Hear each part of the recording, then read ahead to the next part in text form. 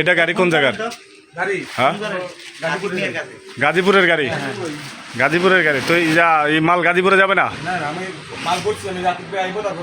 আরে গাড়িটা গাজীপুরে যাবে না? হ্যাঁ,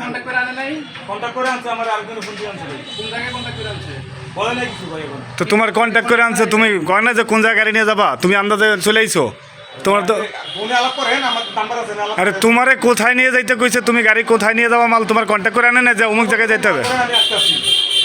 তোমারে কোথায় যাইতে বলছে? গাড়ি তো তোমার ভাড়া করছে, কয়টা কোথায় যাওয়া তুমি জানো না?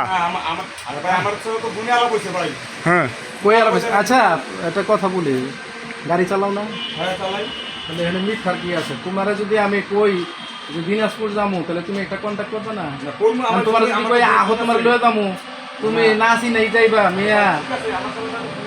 কি মাল এটার মধ্যে? কি মাল ওরে যে কইতে পারো না? আটা। আটা একটা বলি যে আটা কি চাই কি এটা কি কি মাল আছে এটার মধ্যে? তেল, চিনি, আটা। কি কি মাল আছে?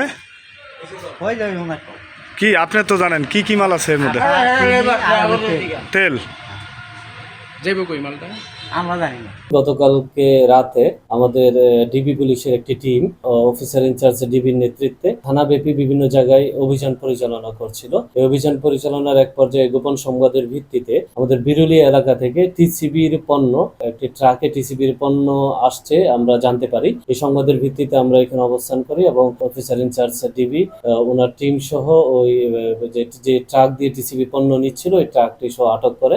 এর মধ্যে টিসিবির পণ্যর মধ্যে ছিল 100 কার্টন সয়াবিন তেল, যার মোটামুটি 1800 কেজির মতো, 30 বস্তা আটা রয়েছে, যার প্রতি বস্তায় 50 কেজি করে, মোট 1500 কেজি আটা, 16 বস্তা চিনি, মোট 800 কেজি, 16 বস্তার মধ্যে 800 কেজি চিনি এবং 27 বস্তা ডাল, 1350 কেজি ডাল, এগুলো আমাদের উদ্ধার করা হয়। এবং এই যে ট্রাক যে চালাচ্ছিল লিটন মিয়াকেও আমরা গ্রেফতার করি এবং তার বিরুদ্ধে আমরা নিয়মিত মামলা রুজু হচ্ছে। আমরা তাকে অবশ্যই রিমান্ডের জন্য বিজ্ঞ আদালতে প্রেয়ার দেব।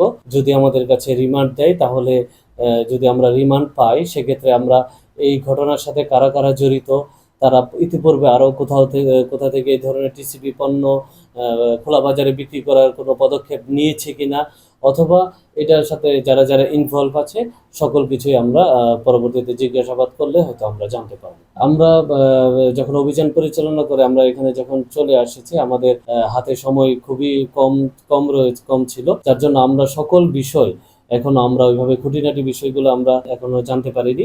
আমরা যেহেতু আমাদের পুরো মামলার সকল জিনিস আমরা জানতে পারিনি, সেজন্যই আমরা বিজ্ঞ আদালতে রিমান্ড প্রেয়ার দিয়েছি।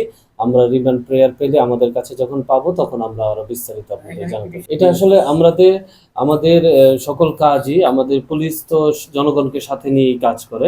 আমাদের নিজস্ব সোর্স থাকে, এটা অনেকেই অনেক ধরনের কথা বলে, নিজস্ব সোর্স থাকে, সোর্সটা তো আমাদের জনগণই হয়। তো আমরা সোর্সের মাধ্যমেই সংবাদ পেয়েছি, আমরা তথ্যের ভিত্তিতেই মূলত আমরা অপারেশন পরিচালনা করেছি।